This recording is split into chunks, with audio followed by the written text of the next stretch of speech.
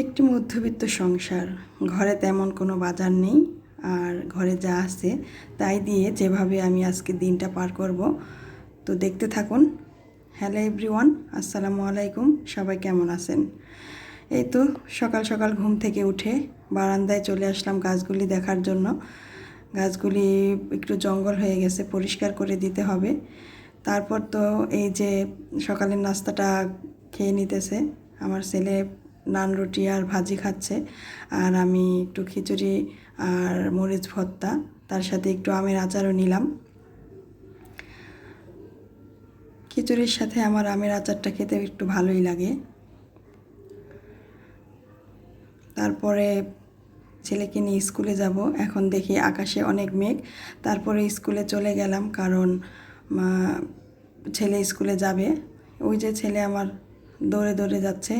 এখানে স্কুলে ছেলেমেয়েরা খেলাধুলা করছে। স্কুল থেকে এসে এখন আমি একটু ছাদে চলে গেলাম, ছাদে বেগুন গাছ থেকে কিছু বেগুন পাড়ার জন্য। এই তো গাছে ছোট ছোট কিছু বেগুন হয়েছে, এই বেগুনগুলি পেড়ে নিব।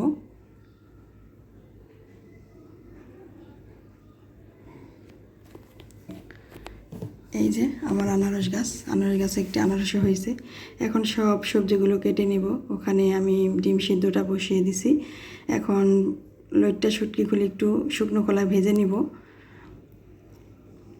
শুকনো কলায় লইট্টা শুটকি ভাজার পরে আমি একটু পানি দিয়ে দিলাম। পানি দিয়ে লইট্টা শুটকিগুলোকে একটু ভেজে নিব, সিদ্ধ করে নিব। এখন আমি ডিমগুলি ভুনা করে নিব। ঘরে বেশি ডিম ছিল না, 3টা ডিম ছিল, তাই সিদ্ধ করে মাঝখান থেকে কেটে নিয়েছি। এরপর আমি তেলের মধ্যে একটু হলুদ দিলাম। তেলের মধ্যে হলুদ দিলে ডিমের কালারটা সুন্দর আসে। ডিমগুলো কিন্তু আমি কেটে দিছি, তাই কুসুম বের হয়ে যাওয়ার সম্ভাবনা থাকে, কিন্তু আমি অনেক আস্তে আস্তে ভেজেছি যাতে কুসুমগুলি না ভাঙে।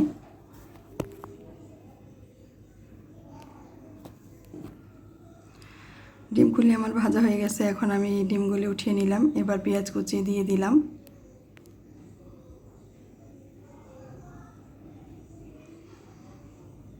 এবার একটু লবণ দিয়ে দিলাম, পেঁয়াজগুলি যাতে তাড়াতাড়ি ভাজা হয়ে যায়।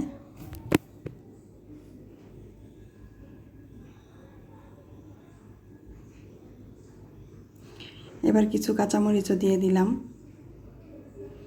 পেঁয়াজটা আমার যখন একটু গোল্ডেন কালার হয়ে যাবে, তখন আমি এর মধ্যে দিয়ে দিব একটু আদা রসুন বাটা।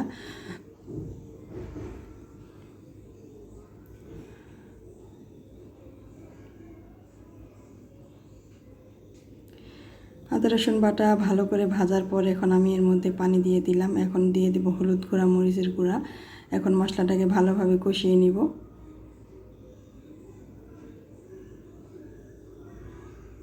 মশলাটা আমার ভালোভাবে কষানো হয়ে গেছে, একটু ভাজা ভাজা করে নিছি যাতে মশলায় কোনো কাঁচা গন্ধ না থাকে।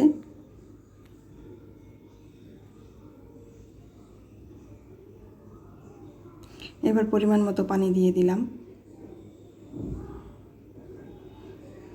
এবার আমি ডিমগুলি দিয়ে দিলাম।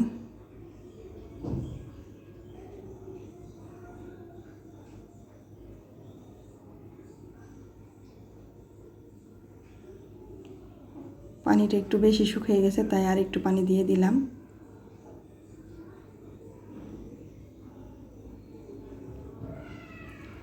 টমেটো দেওয়ার কথা ভুলেই গেছিলাম, তাই টমেটো দিয়ে নিছি। এখন টমেটোগুলোকে একটু ভালোভাবে যাতে গলে যায় এভাবে নেড়ে দিয়েছি। এরপর আমি উপর থেকে জিরা গুঁড়ো দিয়ে এবার ডিমটা হয়ে গেছে, আমার ডিম ভুনা হয়ে গেছে।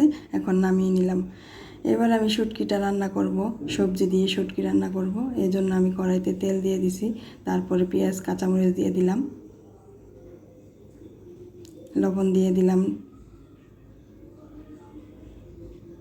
এবার শুটকিগুলিকে পেঁয়াজ কাঁচামরিচের সাথে একটু ভালো করে ভেজে নিব।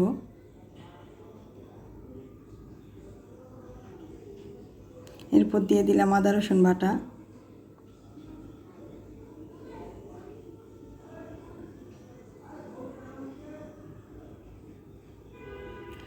এবার এর মধ্যে দিয়ে দিলাম হলুদের গুঁড়া আর মরিচের গুঁড়া। এবার একটু পানি দিয়ে মশলাটা ভালো করে কষিয়ে নিব।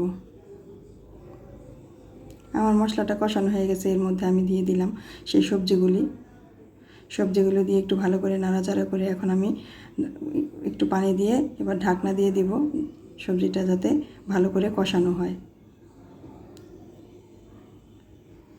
ঢাকনাটা উঠিয়ে এবার আমি সবজিটাকে ভালো করে নেড়ে দিতেছি।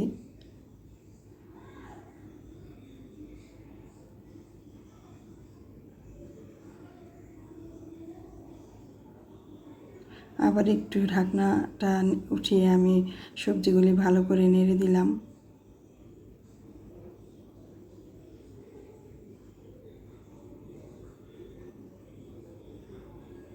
এবার আমি পরিমাণ মতো পানি দিয়ে দিব।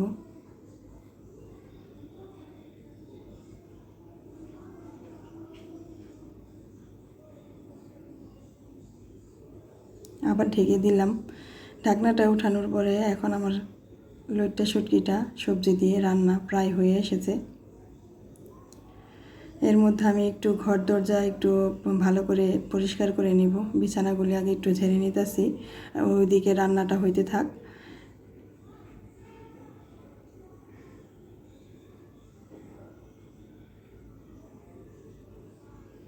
দুইটা রুমের বিছানায় ভালো করে ঝেড়ে নিতেছি, তারপরে ঘরটার ঝাড়ু দিয়ে ফেলবো।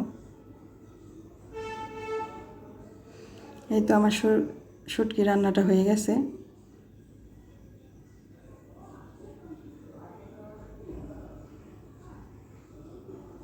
এই তো ভাত, ডিম ভুনা, শুটকি, মুরগির মাংস আছে আগের দিনের, আর ভাজি।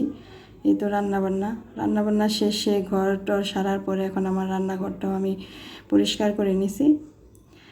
এরপর খাওয়া দাওয়া করে রেস্ট নিয়ে বিকালে একটু ছাদে আসলাম গাছগুলিকে দেখার জন্য। একটু গাছগুলি দেখলাম।